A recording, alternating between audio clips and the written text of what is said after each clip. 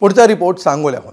सांगोल्याच्या जनतेला आज राजकीय शोलेची धग अनुभवायला मिळाली। एकीकडे शहाजी बापूंना बळ द्यायला उपमुख्यमंत्री एकनाथ शिंदे पोहोचले, तर दुसरीकडे शरद पवारांचे राष्ट्रवादीचे आमदार उत्तमराव जानकर सुद्धा कुमक घेऊन पोहोचले।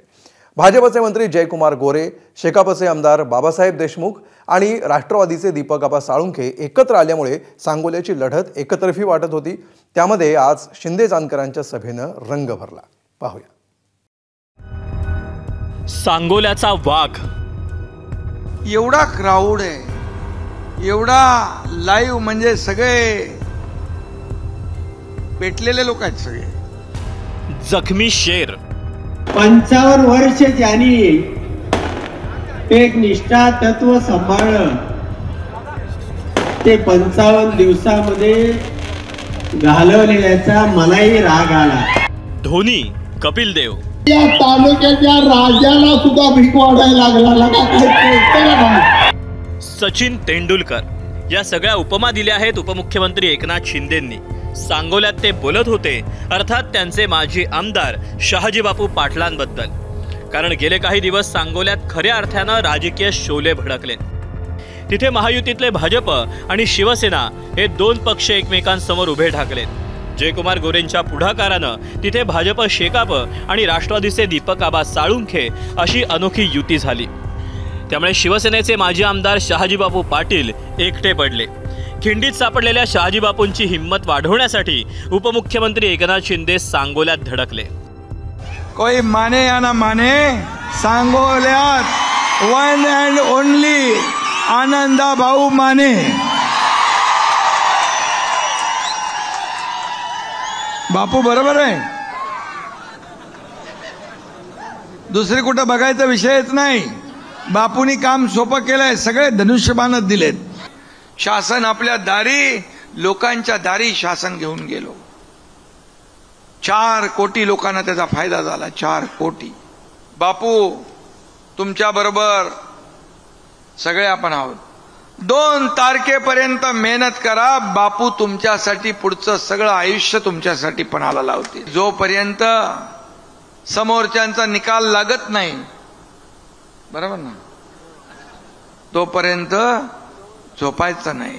मला लोक विचारतात तुम्ही कधी झोपता? बोलो मी दुसऱ्यांच्या लोकांच्या झोपा उडवण्यासाठी आहे। बापू को अकेला मत समझो, बापू को अकेला मत समझो, बापू डरने वाला नहीं डराने वाला है। एवढ्या वर्षात विकास का केला नाही असा सवाल करत जयकुमार गोरेंनी शहाजी बापूंना डिवचलं होतं। त्यांनी उपस्थित केलेल्या प्रश्नाला शिंदेंनी व्याजासह उत्तर देत परतफेड करून टाकली। आता जे उमेदवार त्यांनी उभे केलेले आहेत, त्यांनी 5 वर्ष गेले, 5 वर्ष कारभार केलेला आहे।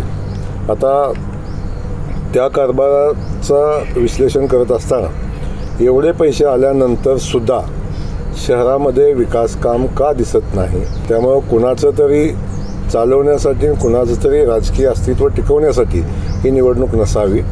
ही निवडणूक शहराच्या विकासाची असावी, शहरातल्या नागरिकांच्या विकासाची असावी आणि नेमकं शहराला काय पाहिजे याच्या संदर्भात भूमिका घेऊन पुढे जाणाऱ्या विचारासोबत असावी। एवढा क्राउड आहे, एवढा लाईव्ह, म्हणजे सगळे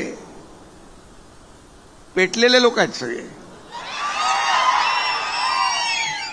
चीड आणि आग आहे, संताप आहे मनांमध्ये। आणि एवढे जर बाहेर निघाले आणि 2 तारखेपर्यंत आपण असेच काम करत राहिला तर सगळ्यांच्या समोरच्या सगळ्यांचं डिपॉझिट गुल झाल्याशिवाय राहणार नाही। ऍडजस्टमेंट करायची काय गरज लागली नाही तर खुर्च्या बिर्च्यांची इतर लोकांना लागते ना। आणि सगळे जे आलेत हे सगळे बापूच्या प्रेमापोटी आले, कुणाही भाड्याने घेऊन आलेलं नाही। एकाकी बापूंना अचानक धनलाभ व्हावा तशी थेट शरद पवारांच्या राष्ट्रवादीकडून कुमक मिळाली। भाजपला रोखण्यासाठी माळशिरसचे आमदार उत्तमराव जानकर बापूंच्या मदतीला धावले। मी गेल्या वेळेला या ठिकाणी प्रचाराला आलो होतो, पण तो डॉक्टर बाबासाहेब देशमुखांच्या प्रचाराला आलो होतो।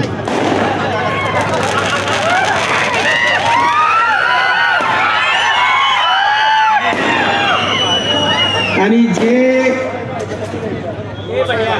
55 वर्ष ज्यांनी एक निष्ठा तत्व सांभाळलं ते 55 दिवसामध्ये घालवलेल्याचा मलाही राग आला. एवढं बळ मिळाल्यावर शांत बसतील ते बापू कसले. त्यांनीही वाघनखं काढली आणि विरोधकांवर तुटून पडले. निवडणुकीआधी मला माहित होतं भाजपनं माझं कपाट बोललेलं आहे, पण मी शांत राहिलो, काय बोललो नाही, टीका केली नाही.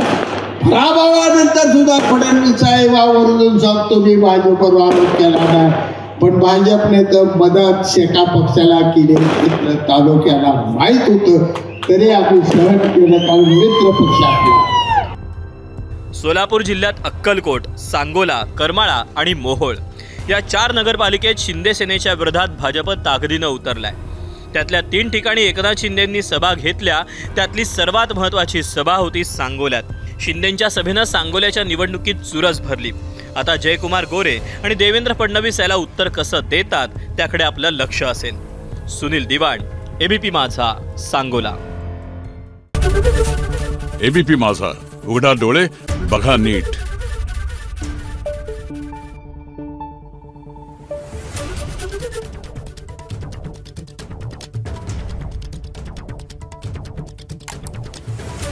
Thank you.